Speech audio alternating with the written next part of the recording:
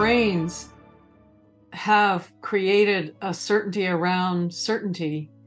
And I think we both know that the brains create a shortcut to conserve energy, that our brains use the largest amount of our life force that we take in from food.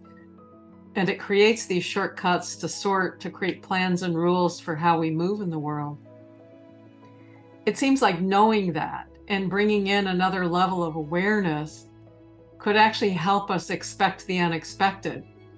Is there anything else for us to be present to about all that that would help us as we move through these conversations about change and how to navigate it better? If we take it as a given that we could expect the unexpected with cascading exponential change, our brains would map a different way to navigate how we move in the world. With this new awareness, our brains would create new ways to navigate change. Our various responses to accelerated change creates different layers of culture and civilization. Each layer of our culture and civilization has a different worldview. There are different states and structures of mind, and each layer is certain that their view is the only view. So we experience what we call culture wars. Metaphorically, looking at Earth tectonics, the layers of the Earth can correlate to the layers of human civilization. The older, earlier layers tend to be more stable and move less. More recent layers are pulled to move faster. As the more recent layers move faster, the layers underneath them are somewhat resistant to that movement. They're wanting to hold their stability. And so pressure builds as the recent layers move against the earlier layers.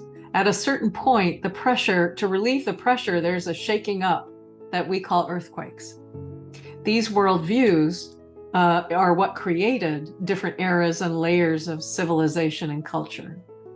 So as we look at these layers, moving from hunter-gatherer into the agricultural age, moving from an agricultural age to the industrial age, from industrial to the information age, and now moving from the information age to what the World Economic Summit called the imaginal age, in which imagination is more important than information or knowledge. These eras emerge culturally as traditional, modern, postmodern, and post-postmodern. Each of these eras or layers created a sedimentary structure of mind and cultural frame for how we should live together. The mindsets created by each culture with this accelerated change is creating culture war. This reflects as a pull to move faster. The layers of culture, and because of that exponential rate of change we were talking about, and the way the brains from each of those cultures have sorted it, that's why we're experiencing earthquakes culturally. It's a direct correlation to the planetary tectonics. That's how the planet is wired. And so it's how we're wired. Technology has accelerated things. Structures of mind emerging now are moving faster because the world is moving faster. This new world is accelerated change. So looking deeper at technology accelerating the more recent layers, we notice that we're all still processing in a binary way, like this or that, open gate, closed gate, stop, go, true, false. The rate of speed of our binary computers is increasing, and how we process is increasing, and we're still binary. Along with binary acceleration, what's emerging is quantum computing, which starts with qubits. It's yes or no, both yes and no, neither or something else altogether. Quantum processes multiply simultaneous possibilities.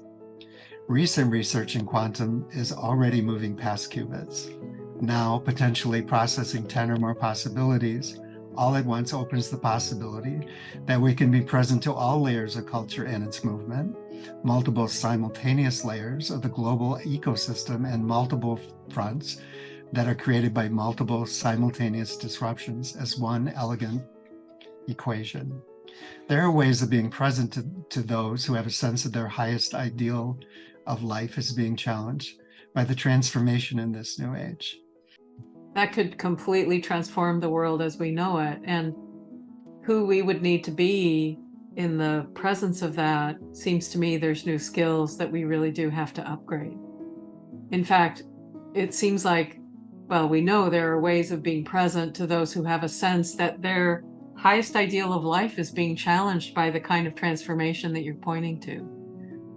And I think what we hope to have happen is that we want cultural earthquakes to be structure creating rather than structure destroying. And that would require a new mindset as you talk about quantum and how quickly we're moving in that direction, and being able to harness the layers that feel their world's going away. So that one of the questions is, how do we help hospice what we need to let go of? Because this new world is a world that requires we leave some things behind. How can we move beyond these culture wars? Well, we could say that then by presencing how the culture wars have taken us to what in chaos theory is called the far point. Mm-hmm.